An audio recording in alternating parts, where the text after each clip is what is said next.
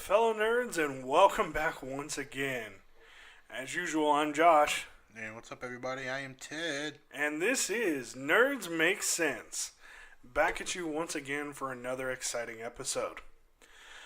Today, we're actually going to be talking about one of my, I guess you could kind of call it a sort of passion or obsession, maybe. Maybe obsession is better.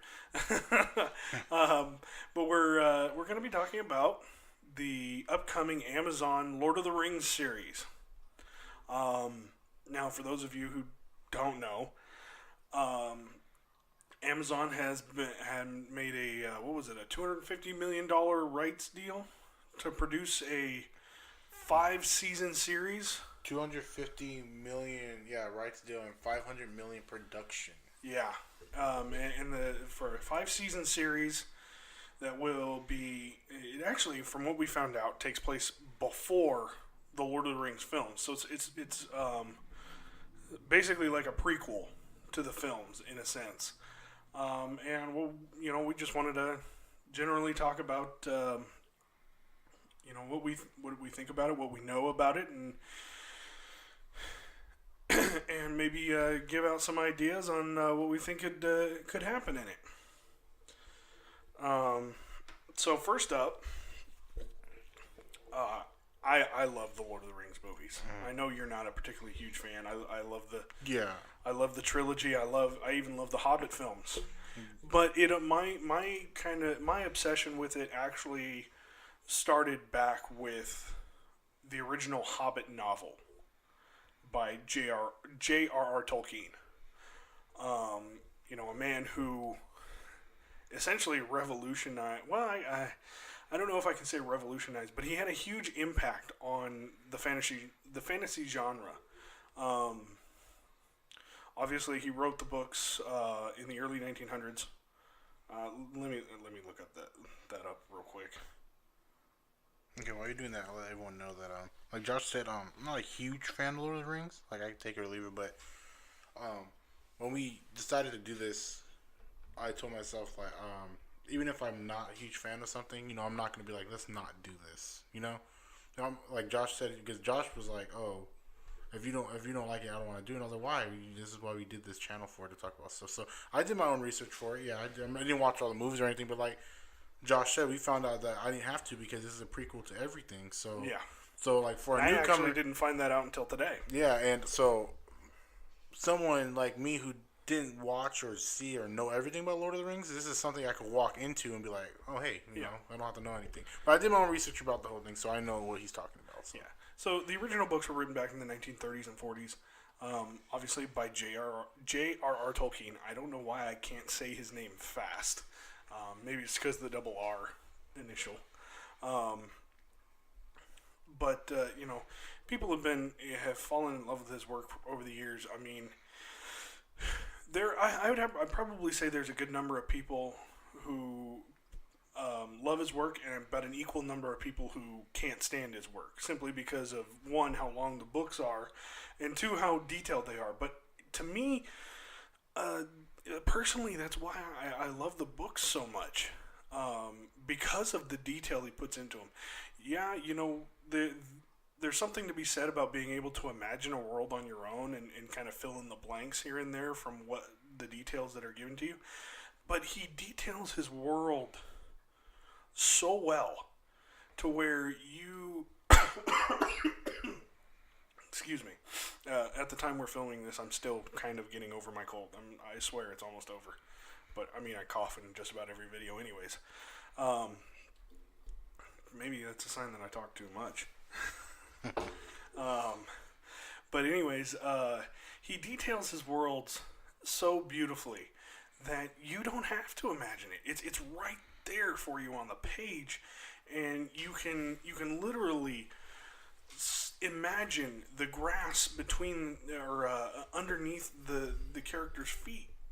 You can see the trees around them. You can see what the castles and villages look like, and it's just, I don't know. To me, it impressed me at a very early age. I think I was about 11 years old. Mm-hmm. when essentially the Lord of the Rings first came into my life. It was my sixth grade teacher. Actually, he was a huge Tolkien fan.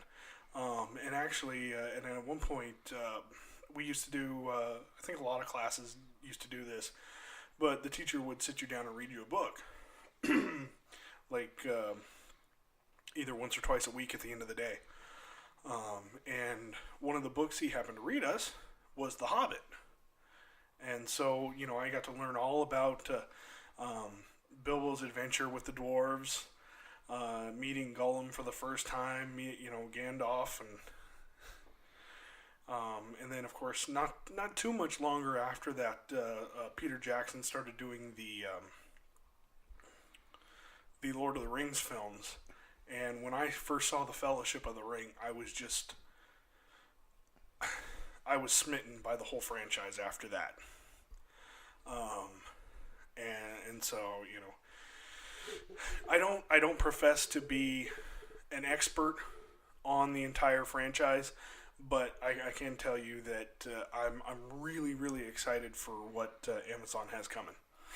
And then you mentioned that about your teacher. I had a teacher in third grade who was in love with Lord of the Rings too. Like, he would talk about it nonstop. Mm-hmm. He didn't read it to us, but he would always tell us. I don't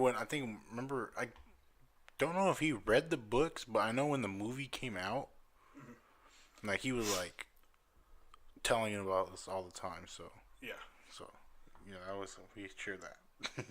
Yeah, and so basically, we're kind of gonna read what we what we pretty much know so far.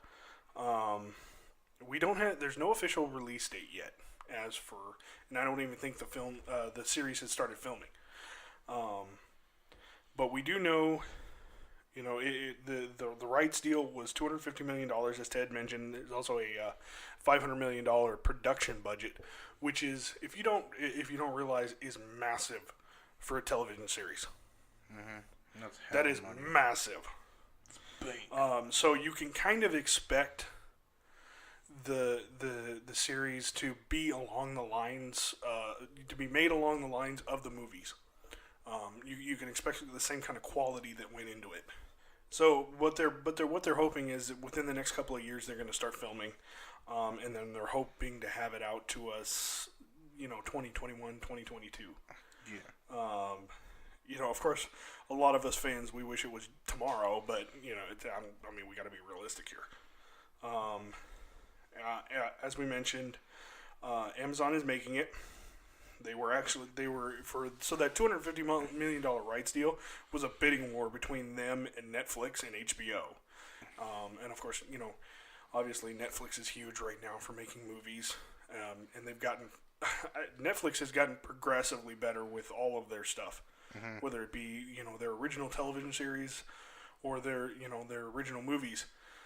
And then of course, HBO, when doesn't HBO make good content? Yeah, and then HBO already has Game of Thrones. So it's nice to see some diversity here. They were just trying to get more money out of it. Yeah. Game of Thrones, and hey, let's get this over here. Yeah. Now I know probably some people are wondering, well, is Peter Jackson going to be involved in this at all? Right now the word is no. But from what we understand, Amazon does have a kind of like, I guess the best way to describe it would be an open relationship with Peter Jackson on how on his potential involvement. So it could change between now and the time they start filming. Mm-hmm. Now for the showrunners, that's who I definitely want to talk about. J.D. Payne and Patrick McKay. Now these guys have worked on the likes of the upcoming Godzilla vs. King Kong and the currently indefinitely stalled Star Trek 4. And from what we've been able to damn, I do apologize.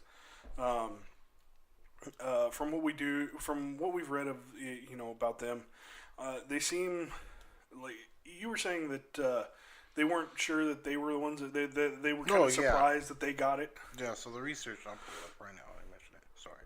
But yeah, for what I read, that there was other people that were, up for being it. Let me see. Let's scroll down.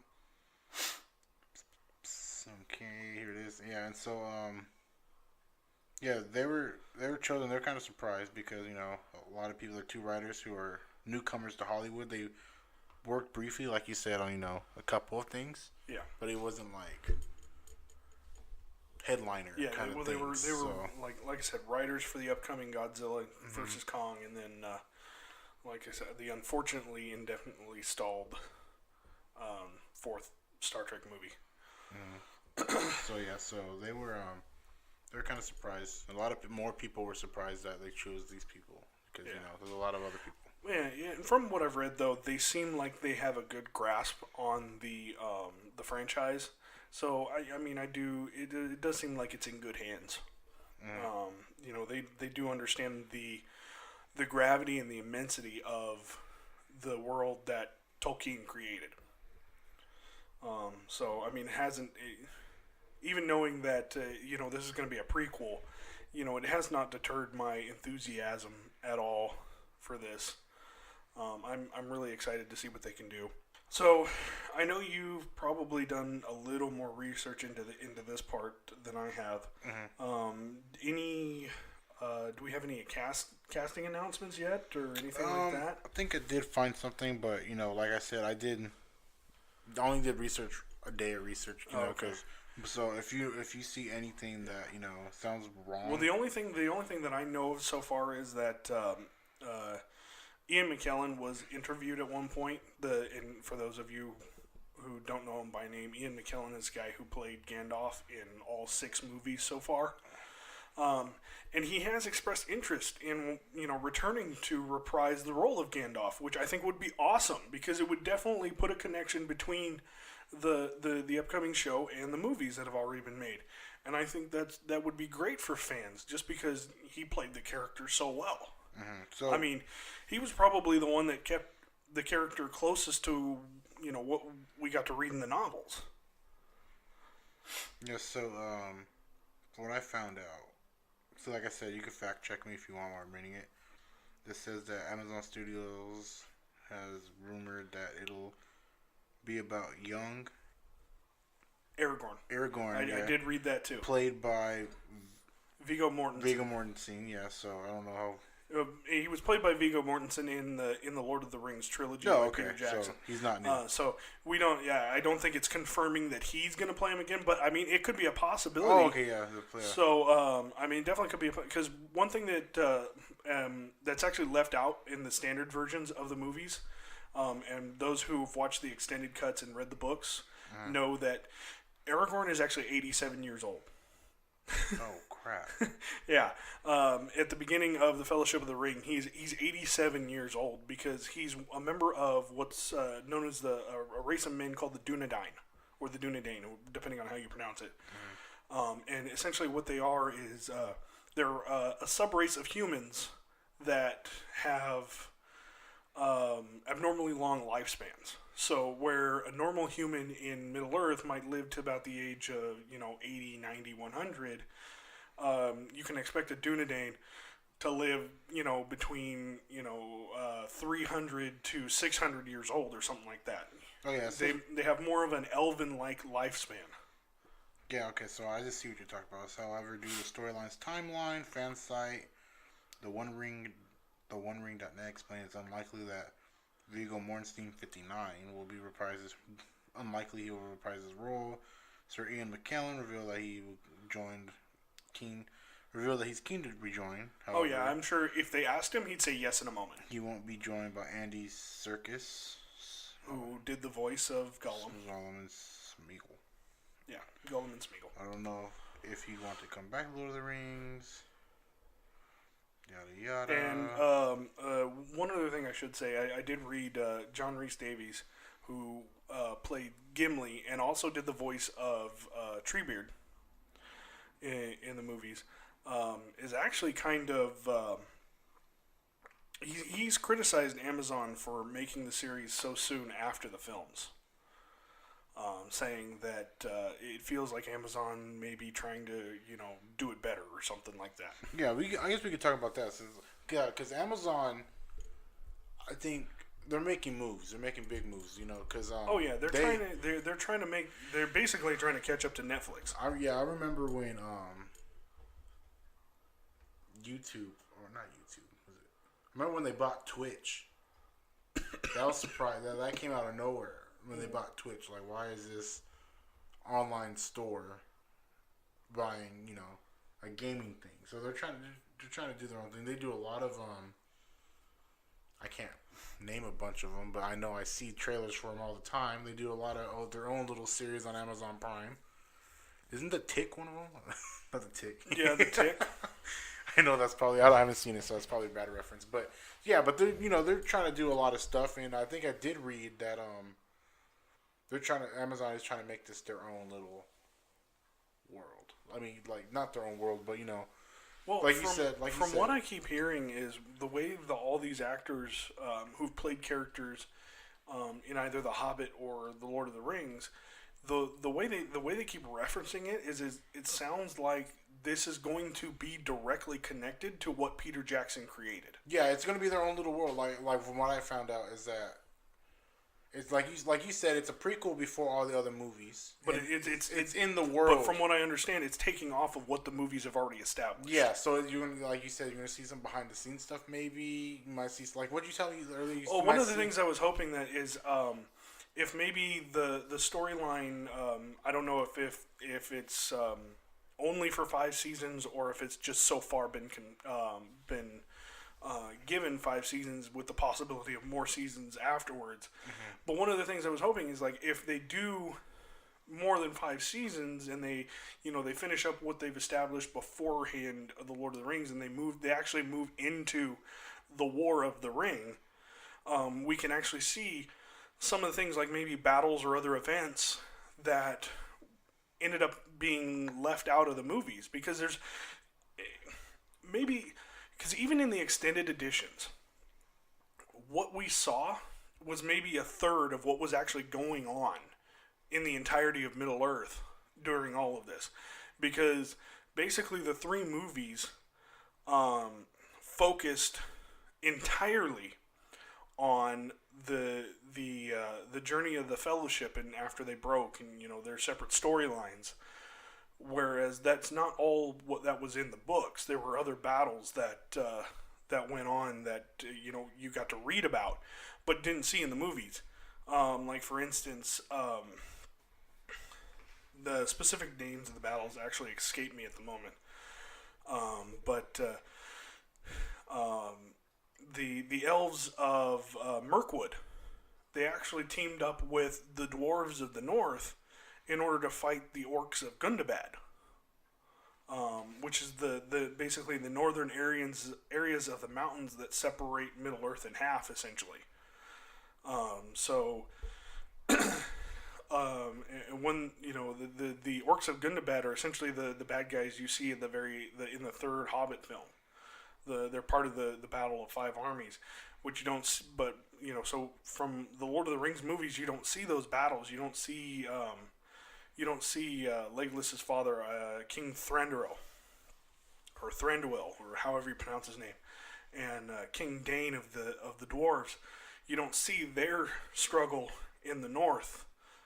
And there's other fights going on. Obviously, some battles were probably that we did even get to see were cut for time, most likely.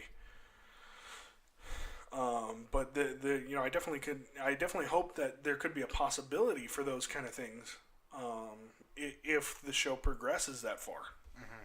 And you also got to remember that Amazon is huge, so their pockets are even huger. So I know for us as people, us poor people, freaking 500 million, 250 is probably nothing to them, but it's also that can they live up to it? Because I know you mentioned HBO try to reach out to it.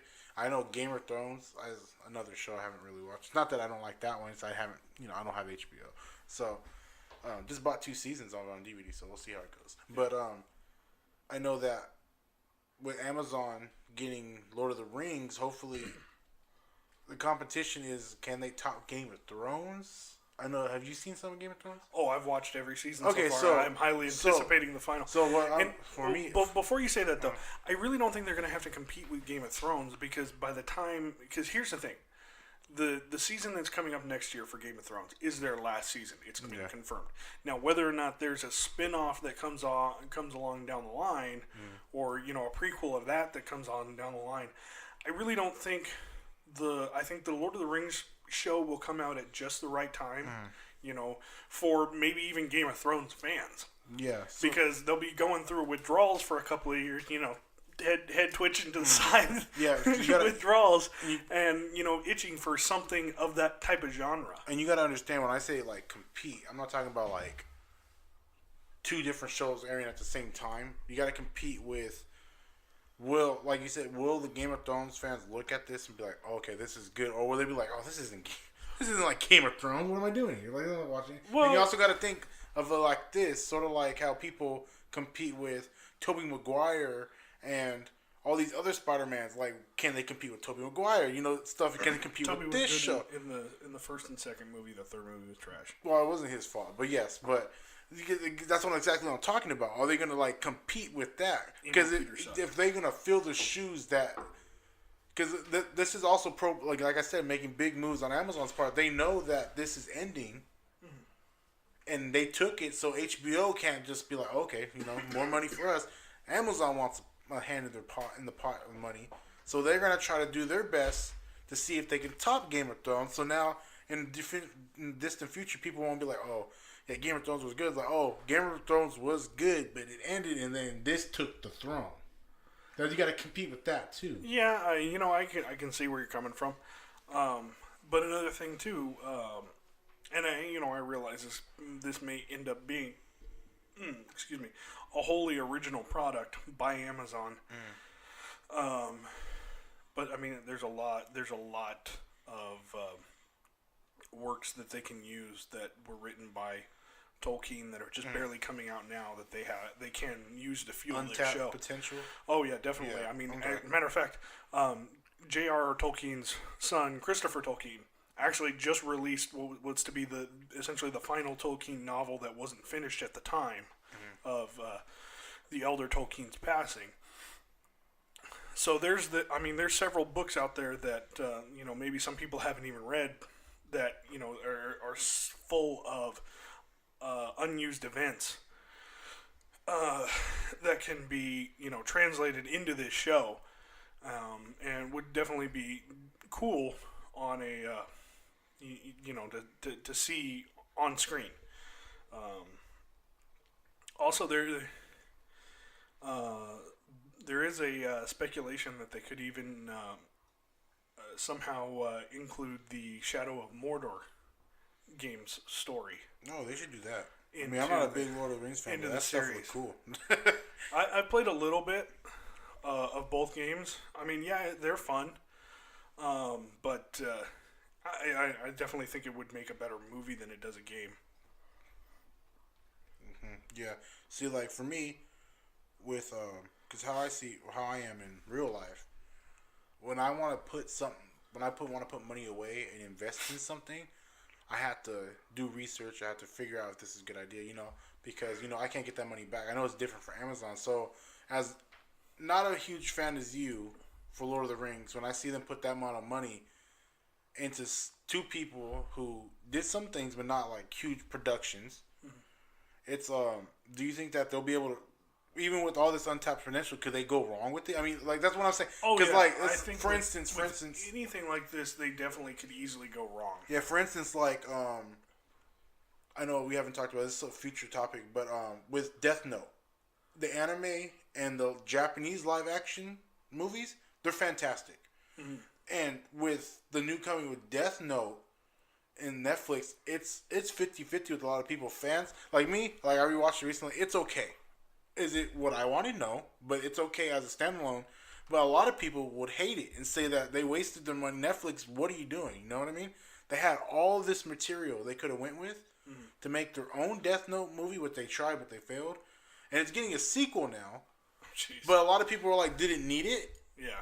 and so like for me, they have all this money and all this material. Like, could they go wrong and mess it up like they did with Death Note? Yeah, I definitely think they could. I definitely think that the writers and producers should listen to what the fans want. But I also understand that, they have their own creative ideas as well. You know, the thing that, the reason why I think the Lord of the Rings did as well, the movies and the Hobbit movies did as well as they did, is because of the fact that they were made by a fan of the franchise. Peter Jackson is a huge Lord of the Rings fan. He's a huge fan of the Middle of Earth tales. And I think I think when you have somebody like that who understands, yeah, you know what, I've got a time limit in which I have to meet, so certain things are going to have to be cut. But what do the fans want to see? What would I want to see, as a fan? And I think he understood that perspective, which is why they did so well. Now, casting decisions were obviously Ian McKellen as Gandalf was perfect. Viggo Mortensen as Aragorn was perfect. Some people are, I think most people are 50-50 on Elijah Wood as Frodo.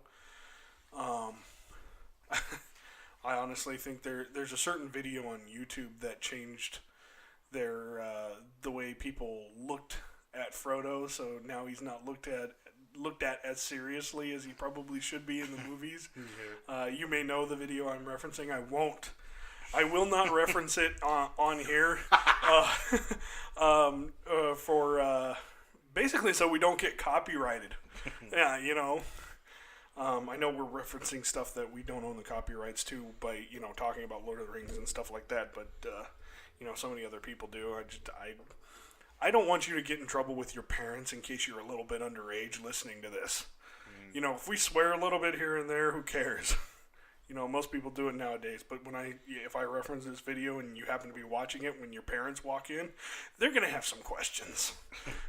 So yeah, a lot of things, I guess you said a lot of things can go wrong with it, but so now that we talked about, and I think, like I said, the biggest thing that could go wrong is not listening to what the fans want. Yeah, because there's a lot of things that you might want to stick to source material, but it's always good to hear fan input because a lot of fans they're not saying it to say it; they're saying it because they love the franchise a lot. Yeah, and the ones that are going to be the most vocal are the ones that already love the franchise, like myself. Just so we talked about the cost, the people, the competition, and honestly, going back to the competition of Game of Thrones, to be this is also my opinion. Game of Thrones would not be as big as it is if it weren't for Lord of the Rings. Yeah, if it weren't for Tolkien himself. It was the start of it. Yeah. So because I think George R.R. Martin has got a lot of his influence from Tolkien's. And so then we talked about can it go wrong. So let's talk about if it goes right. What if this goes right and this becomes the big thing? Would you see other stuff being adapted from Lord of the Rings? Of course. What about an anime? I mean, if you make something successful, why not continue to make it? Yeah. So would you see you can see more games, more books, more? I'm talking. Well, you already have a lot of those already, so you can see more. One thing that I could probably see exploding the most is, and what surprises me is how many people don't know that this actually exists. Is Lord of the Rings Online. Oh yeah, you talk about that a lot. Yeah. The MMORPG that I mean, yes, I know you've got Star Wars: The Old Republic online.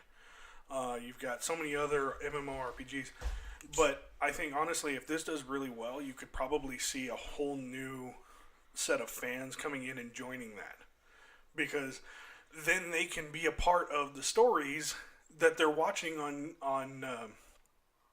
TV or on their computer or reading in the books. I mean, obviously you can already do that. I mean, if you've read the books, you read the events. but that's one of the biggest draws. I mean, I haven't played it in a while, and I probably should get back to playing it here and there. But that was one of the things that drew me to it, just because, like I said, I love the universe. I love the world so much that it would be such an honor to be able to be a part of it. Yeah. So, So, casting, if you want to shoot me even just an extra part, just as a guy who dies on the battlefield, please come to me. I'm more than willing. so with all that,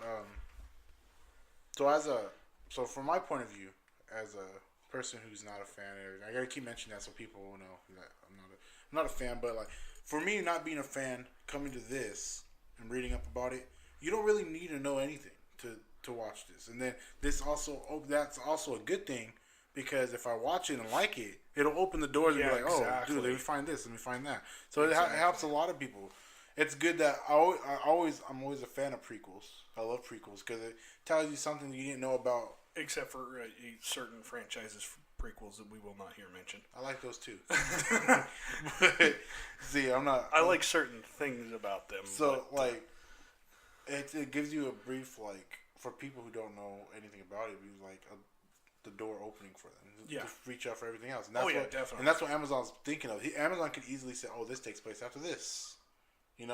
But they did the right thing to go beforehand. So now their horizon is open and wide and free for them to do not what they want, but what they can do with it, without interfering with any of the other ones, because those are prequels. Yeah, and like I said, this could potentially lead them into explaining some of the stories that from the that are in the books that we didn't get to see in the movies. Yeah, that's always good because they really leave out all the good stuff. So, is there anything else you wanted to add about? Because that's all I have. That's what I have. Yeah, I mean that's there's other than that, there's really not a whole lot known at the moment. Like I said, there's not. Haven't been any big casting announcements. I don't think there's been any casting announcements. Yeah, everything whatsoever. I checked from the most recent one was from January. I think August. About the only things that we can confirm is that the show is happening. Yeah, it does take place before the Lord of the Rings movies. Whether it takes place before the Hobbit movies, I don't know. I don't think that was said whether or not. Yeah, I don't think so. But there is one confirmation. One big confirmation is that, and you mentioned this earlier, is that they are in fact doing the story of young Aragorn. Yeah, it will open its first season centered on a young Aragorn.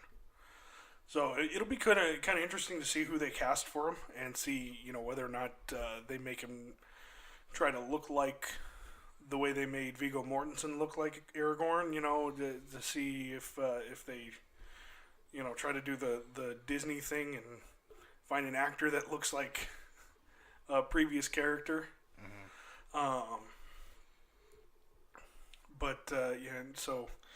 And then of course we know are they directors or writers? Those are writers. Okay, they were writers. Yeah. So. So yeah, we know the writers or the showrunners. Sorry, showrunners. So they're the guys basically making all the final decisions, essentially. Let me see if I can find the director. And basically how much money they've got to use, which is kind of cool to know about. But other than that, I definitely can say. I guess we can. No, I can't definitely say. But we can definitely try to keep you guys updated as more info comes our way. I doubt this will be the last video we do on Middle Earth or events of the world. And like I said, we will, as we get more information, we will try to keep you guys as updated as possible. I know this was kind of a short one. So did we discuss what video we were what topic we were gonna do next time? I don't think we had that discussed. No. All right. Well, we'll keep you guys updated on that. Like, comment, subscribe, follow us on Facebook, follow us on Twitter, and we'll keep you guys up to date on there. Yep. And I think we're looking into possibly starting up an Instagram page too. Oh yeah, I love Instagram. Okay, so we have a volunteer on the runner of our Instagram page. I think let me see. I think I just found out today that you can switch accounts. Let me see. So yeah, like, comment, and subscribe. Oh, yeah, I can add an account. I can do both. Nice. So you basically do what we did on Facebook. Yeah. Um, Shout out to me, dude. By the way, I mean I get the videos from other places, but I like advertising our videos. yeah, you've done a great job of advertising for us. I think this is the third time I'm going to say this in this video, but yeah, please like, comment, subscribe. Let us know what you guys want to hear. Give us ideas. We're always looking for them. And remember to hit that notification bell so you guys will be immediately notified when one of our videos drop. Mm-hmm. And with that, until the next one, we'll see you later. Farewell.